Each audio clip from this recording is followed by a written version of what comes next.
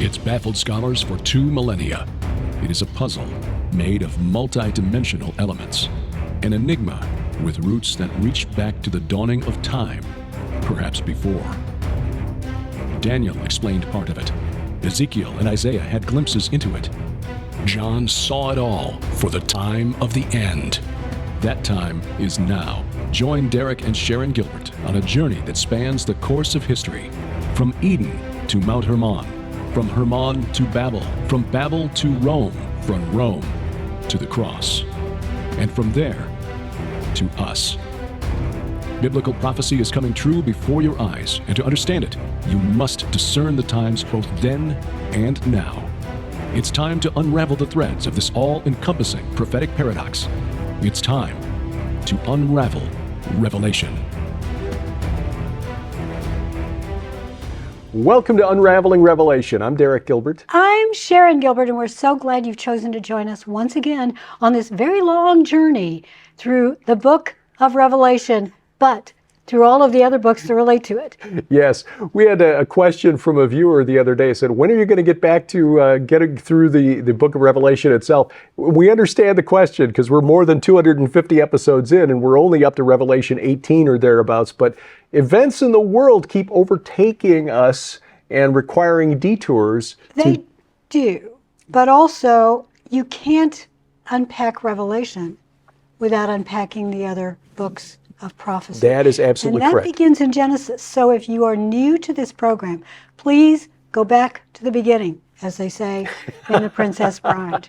Go back to the beginning. And you'll find a YouTube playlist where we start with episode 1 at our website, unravelingrevelation.tv. Look in the right-hand column. So if you want to find a way to start with the beginning, number 1, and follow through all the way to where we are now, you can do that there. You can also follow us on our app. We encourage you to download our app to make sure you get all of our content, not just this program, but our weekly Bible study, our podcasts, and other exclusives. For example, the prophecy interviews. Yeah. We're going back and bringing you audio interviews that we conducted going back 15 years now at prophecy conferences over the years. The stone age of internet podcasting. You'll find all of that at gilberthouse.org/app. That's where you can download for iOS, Android, Amazon, Kindle Fire, also Roku and Apple TV. And a Fire TV version is coming soon. We're just awaiting approval by Amazon. All of that at gilberthouse.org/app. By the way, if you're sitting there and you're thinking, boy, she's blinking a lot. I have an infection in both my eyes that's being treated. It's meibomitis. It's meibomian glands, which are the oil glands. They're all clogged up and they got infected. So I barely wear makeup most of the time. In fact, at home I don't wear it at all. But I have to put it on for these lights. And because my eyes are now light sensitive, Yeah. I'm blinking a lot. So forgive me for that. It's not because I have contacts or anything. I just want to close my eyes. Yeah, this too shall pass. It will. The option is for her to wear sunglasses on the set, and that's That would feel really good. It would. I'd love but it'd look that. a little weird. Oh, but then we just do it and not say a word about it. Yeah. Get people asking questions. I know, we're 90 miles from the end of Revelation. It's dark. Hit it. Yeah. Well, we appreciate your patience as we kind of unpack things very slowly, because there really is no way to get through Revelation quickly. No. Not and do it any kind of justice. And as we go through it, we learn new things, we uncover other things. Other researchers and scholars show things or have found things that we include, in some cases even get us to change our minds about certain things. But we have gotten to the point where we're just about to the Battle of Armageddon, which of course is the battle at the end of the age. And Christians have been really debating this, studying this, arguing over this for the last 2,000 years. And we'll say up front, again, the Lord was deliberately, I won't say he was misleading, but he didn't reveal everything in a very clear and linear fashion, because the fallen realm and those who are opposed to the God of Abraham, Isaac, and Jacob, Jesus Christ, the Messiah, would try to fabricate a deception. And they could do so much more effectively if God had revealed everything crystal clear, point by point, with charts and graphs and spreadsheets. We see through a glass darkly. Right. so does the fallen realm. And we should be glad that that is so. Amen. We Yeah. do not want them to know everything. Right. Well, in fact, they can't because they're not the creator. Exactly. So as we study, please bear in mind, we hold these beliefs with an open hand. We will make our case as best we can. But if new evidence or greater insight comes along, which we freely admit, there are many, many scholars with much greater depth of intellect who have studied this topic, comes along and we're made aware of it, we may change our minds on these things. We're doing the best we can to share what we have learned, but most of all, share the hope that we have that God has a plan and we're just in the middle of it. Amen to that. Well, this morning, Derek and I were discussing the transcript of a Naked Bible podcast with the late Dr. Mike Heiser. And there are so many insights. I've heard it, I've read it before, but every time I go back and read his thoughts again, he really had such a grasp on Bible prophecy, context regarding the situation at the time that it was written, how it was received by those who first got those letters that John wrote. They understood the cultural references. We don't, for the most part. But Mike Heiser has dug down and he's gotten a lot of those for us. So if you can link to that PDF that I sent you this morning. Right. And the follow-up. I also downloaded that one. Good. These are specifically from Mike's podcast. These were recorded about 3 years ago. As you know, Mike passed about a year ago in February of 2023. These were recorded in 2021 as he was beginning his chemotherapy treatments. And it was kind of bittersweet reading the transcript because he was describing his experience under his first chemotherapy session, which left him with just crushing nausea. He described it as a train ride to hell. But Mike had a wonderful sense of humor, even in the darkness of the treatment for his pancreatic cancer. He said, "So I've told my pastor on my next train ride to hell, I'm going to wave to the watchers as I go by and tell them they still stink."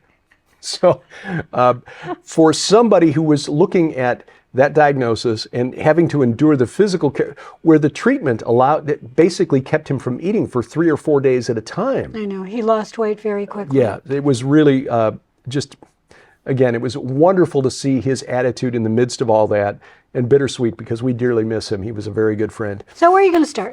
Well, Mike, I want to go back to something that you and I were talking about the other day, because it was remembering something as we prepared for the discussion of the Battle of Armageddon. I wanted to go back because I couldn't remember where in the book of Revelation we read about blood as high as a horse's bridle. And I couldn't remember even if that was in the book of Revelation, to be quite honest with you. It is, of course. It's Revelation 14, verse 20. But this relates to something that Mike said during that program, and these are episodes number 392 and 393 of Mike's Naked Bible podcast, which is still available online, nakedbiblepodcast.com. Highly recommended if you want to go through and listen to a scholar break down in an accessible form the Bible for you. He made the case, which we've discussed previously, that the description, the style of Revelation, many of us used to reading history as it's presented to us in school these days. Look at the book of Revelation as a linear progression of events, linear sequence of events, rather than a series of recapitulations and things that were overlapping in time. Some are obviously overlapping. Right. But others not so obvious. And I always think of John standing near the throne where time doesn't exist. And he has a variety of angels saying, "Come and see." And it's as if they're taking him over to another movie screen or another history playing out. Because when you're out of space and time, everything is history. Right. And everything is future. And everything is now. Everything is now. So I'm going to show you this, and then I'm going to show you this.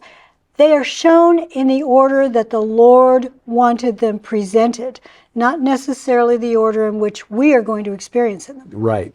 And that makes it difficult for us, but it also makes it difficult for the fallen realm, which is, again, the point. But so my question to Sharon was, is this harvest of the earth described in Revelation chapter 14. And I'll read this very quickly, beginning at verse 14.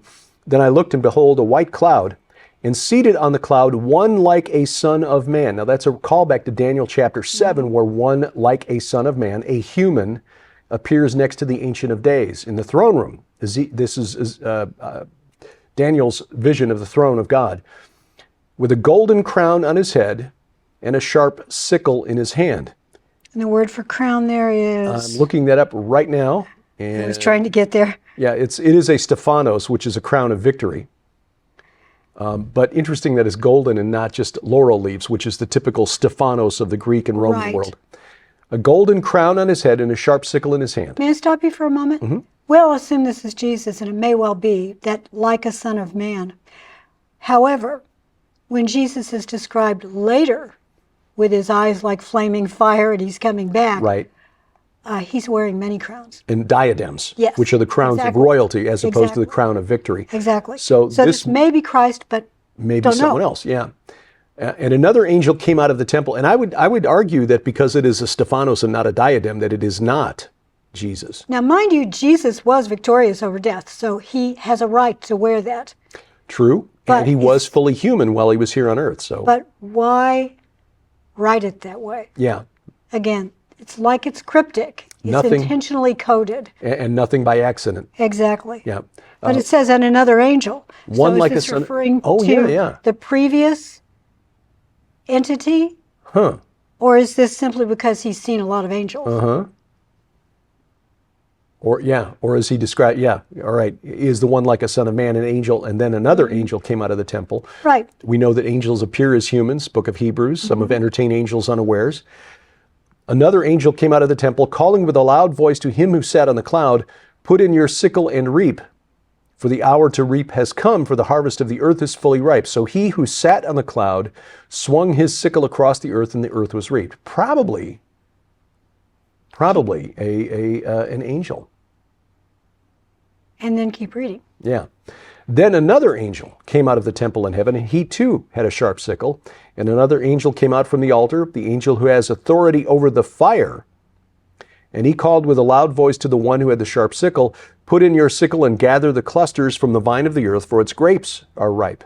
So the angel swung his sickle across the earth and gathered the grape harvest of the earth and threw it into the great winepress of the wrath of God. Yeah, when you Battle hymn see, of the Republic, trampling out the vintage where the grapes of wrath are stored. yeah, when you see that it's grapes that are being harvested, the assumption is, well, this is fruit. Yeah. These are good guys. Uh-huh.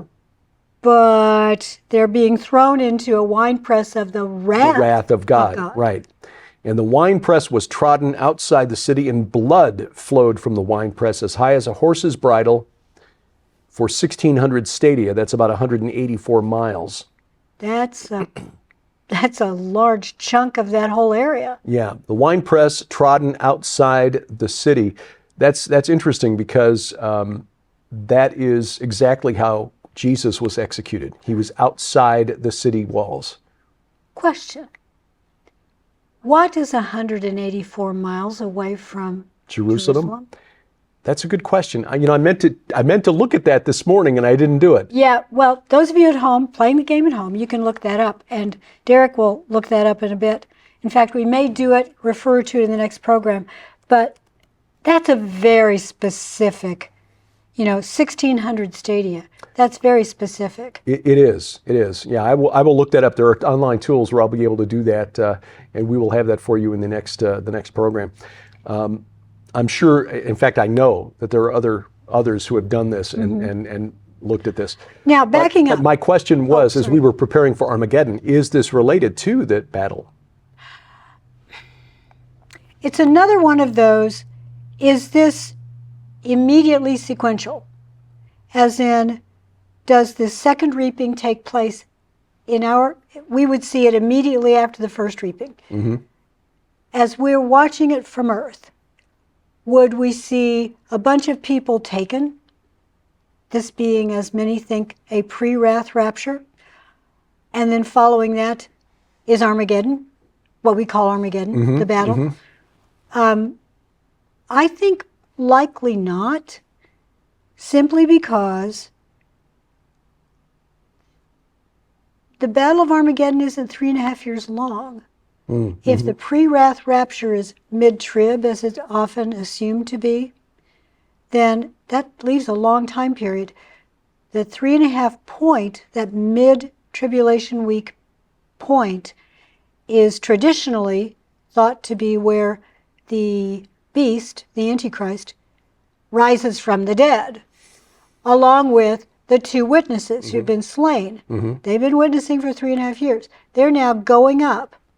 So it is very possible. I'm a pre-trib rapture person, but I will concede that there are verses that make it seem like it's mid-trib and pre-wrath. So as the two witnesses go up, does the church go up?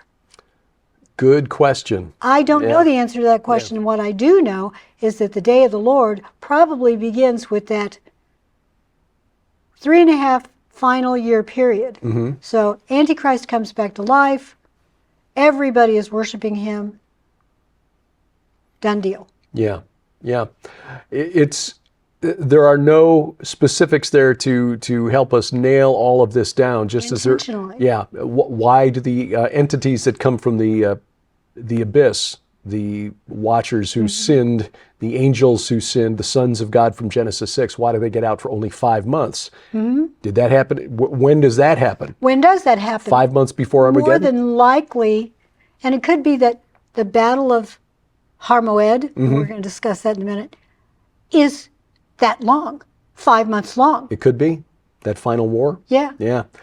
Many questions, we can only get partial answers. We will know then in full as we only know now in part, but we will continue trying to unravel things as Unraveling Revelation continues after this. Giants, gods, dragons, they're all real. We may not see them with our natural eyes, but their handiwork is evident in what's happening in the world around us, the spiritual warfare taking place. It is so true. It's obvious in Israel, but worldwide. Historically, we've seen this happen. And we want you to get excited about the Old Testament and the New and the giants, gods, and dragons within it, because your kids need this information. So do you. Yes. We're living in prophetic times. Help make sense of it with our special offer through July. Our book, Giants, Gods, and Dragons, which takes a fresh look at end times prophecy. My book's Bad Moon Rising, about the spiritual forces behind Islam, and Last Clash of the Titans, the overlap between what we were told is Greek mythology and the Bible, and our DVD based on the 4 horsemen of the apocalypse. All of this, an $80 value for just $45 plus shipping and handling, now through July, only at our online store, gilberthouse.org/store. Welcome back to Unraveling Revelation. I'm Derek Gilbert. I'm Sharon Gilbert, and guess what we have now? Ooh. Mugs. Yes. And t-shirts. We have partnered with our good friend Kenny C., his fiancee Gidget Manning. They've got a place called lighthivecreations.com. It's linked from our online store, gilberthouse.org/store. You'll see it right there on the landing page where you can go there, and GHTV t-shirts if you're so inclined. These mugs, though, really nice ceramic. The lettering here is embossed. It feels like it's embossed the way it is on there. Now, they're hand wash only, but they are beautifully done. Nice size. This is my size coffee mug. Right. It holds a proper amount of coffee. And so if you're wanting to sit there, drink some tea or coffee while you're studying along with us, you now have access to these. Again, hand wash only. Don't put it in the dishwasher. Don't put it in the microwave. But boy, I'll tell you what, this looks really high-end. I know. They're really, really nice. We also have Red Wing Saga t-shirts over there. Oh, yes. And there will be more things coming, perhaps a Grace t-shirt and a Glory t-shirt. Oh, yes. We also offer through our partnership with Simply Clean Foods, freeze-dried non-GMO food and freeze-dried vacuum-packed coffee, which we can attest is really, really good. Again, it's shipped directly from Simply Clean Foods. The links are right there on the landing page at our store, gilberthouse.org/store. Happy to help Chance Gibson and the team at Simply Clean Foods with the mission to bring vacuum-packed, non-GMO foods, which you could long-term storage. As long as you don't food. open it, that vacuum packing will keep it for a very long time. Years and years, but it's also good enough you can just eat it as part of your regular regular diet. So, which we do. Yep. By the way, if you are, while you are there, gilberthouse.org, go to /travel. Everything you want to know about our upcoming Israel tours will be right there, and that is whether or not we're going to go in November, which we still think we are, and if we need to move the date for next spring, which right now, see no reason why we would have to.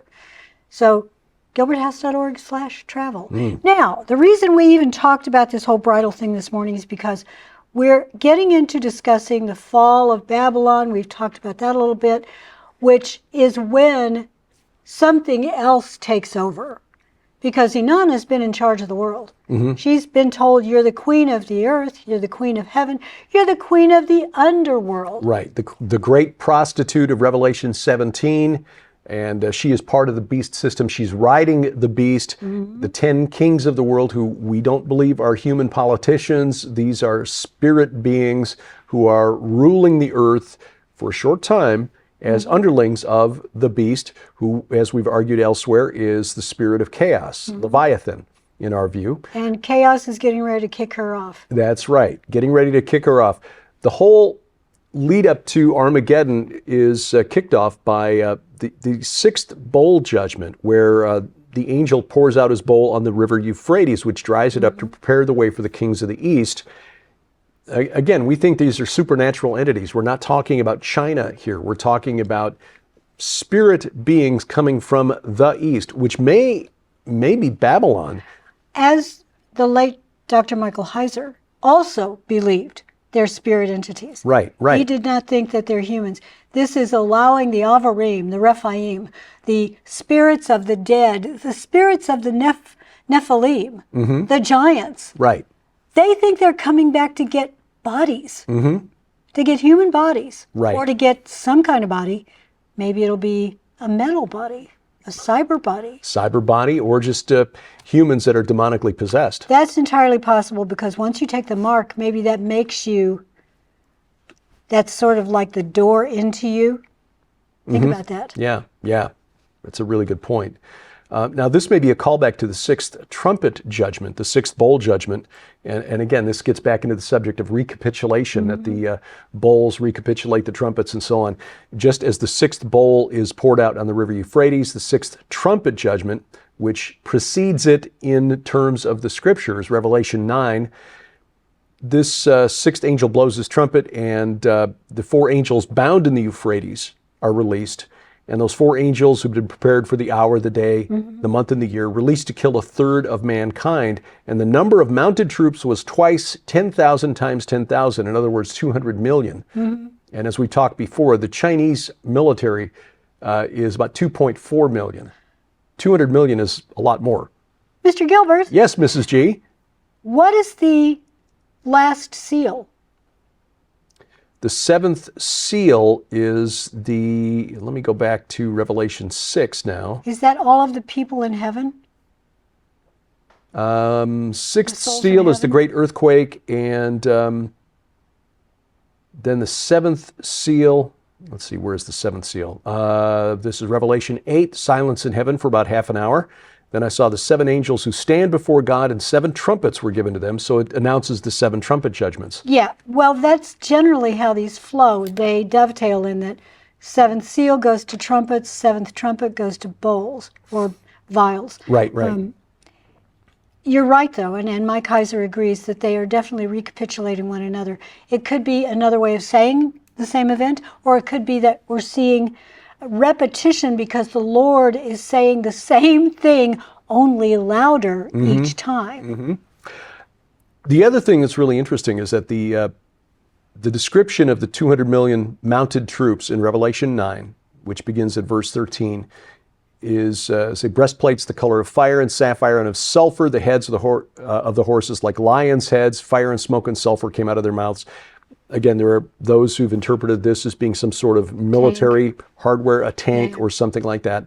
The same with the locusts or locust-like things that come out of the pit, which again we believe are the sons of God, the sinful angels from Genesis chapter 6, the titans, the watchers, entities. right? They look like chimeras. Coming out. They are very much like the description of Joel's army from Joel chapter 2. Oh. Yeah. Now, I know that there are some Christians who believe that Joel's army is a good thing, but if you read all the way through Joel chapter 2, you see God destroys that army because it is overrunning Israel. We think that this is connected to the army that is described coming from the east in Revelation 9, and perhaps that's part of the group coming from the east in Revelation 16. Very possible. And coming from the east means that it's coming from the Transjordan area. Well, that gets into the Valley of the Shadow of Death. That is where a lot of the Rephaim monuments are in the Transjordan. The Jordan River, like the Euphrates, was seen as sort of a liminal boundary. Liminal meaning a border between this realm and the next. The mountains of Moab, east of the Dead Sea, were called mountains of Avarim, mountains of the travelers, which was a term used for the Rephaim spirits by the pagans around ancient Israel. That, by the way, is also in the PDF that we mentioned earlier from the Naked Bible podcast, that transcript. He gets into that towards the bottom of it. Oh, okay. All right. Well, yeah, we will definitely link to those. They're still online. Again, the podcast is still available, and Mike's research, top notch. We take a lot of what we do is just trying to apply Mike's divine counsel research to the book of Revelation, and we're happy to see that Mike had done that prior to his being called home. So this, again, Revelation 16 is, in verse 16, is the only place where you see that term Armageddon, and Sharon mentioned going into the break, Har Moed. Mike points out in that article, citing a journal article by an author named Meredith Klein, but there's another article going back to the 1930s by Charles A. Torrey, Torrey, in the Harvard Theological Review. That was the first one to really connect Isaiah chapter 14 and the Mount of Assembly, and that phrase, the Hebrew phrase Har Moed, to Armageddon.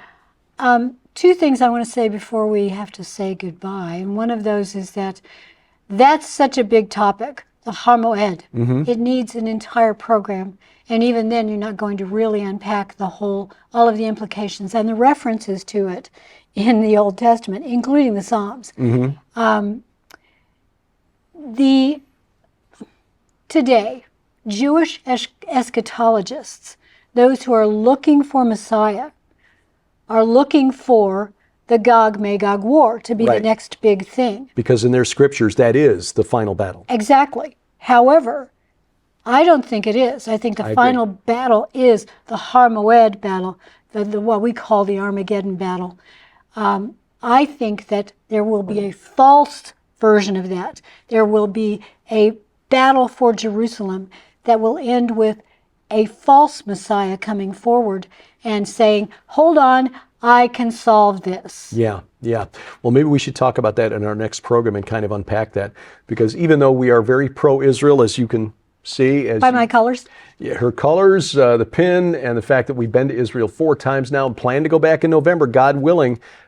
We also see how a deception on the people of Israel may lead to the rise of Antichrist. We'll talk about that next week on Unraveling Revelation. Unraveling Revelation is a viewer-supported outreach of Gilbert House Ministries. We'd love to hear from you. Contact us through our websites or drop us a line at P.O. Box 78, Crane, Missouri 65633.